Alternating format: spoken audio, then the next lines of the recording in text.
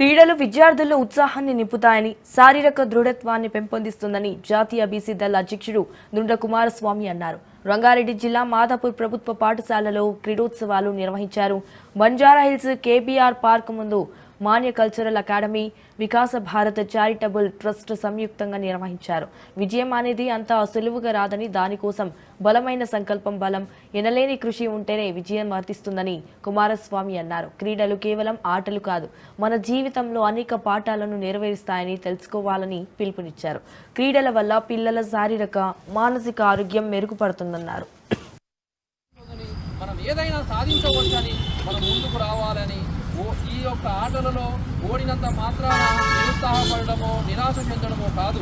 మనం ఒక లక్ష్యాన్ని పెట్టుకొని ముందుకు సాగుతూ ఈరోజు మనం దేన్నైనా సాధించాలని. కానీ రాష్ట్రంలో చూస్తూ ఎంతోమంది మేధోళ్ళే ఈరోజు గొప్ప గొప్ప విజయాలు సాధించిన వారు ఉన్నారని, ఈరోజు ప్రభుత్వ పాఠశాలలు కూడా ఈరోజు రాష్ట్ర ప్రభుత్వం చాలా అద్భుతంగా కార్పొరేట్ స్కూల్స్కి లీజుగా ఈరోజు ప్రిపేర్ చేస్తున్న పరిస్థితి కూడా మనందరికీ తెలిసిందే.